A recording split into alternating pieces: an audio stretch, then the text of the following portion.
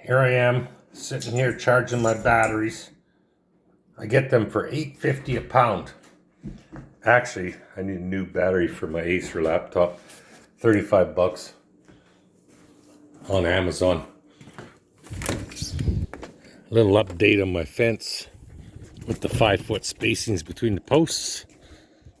Don't want to waste a whole bunch of your time watching a useless fucking video. But I got winds that were 100 miles per hour. Beat that, Troy. And the solar panels are fine. The west panels are fine. Everything's fine. All I did was go close the fucking door and go on YouTube and troll. And I did vacuum last weekend. She's molting.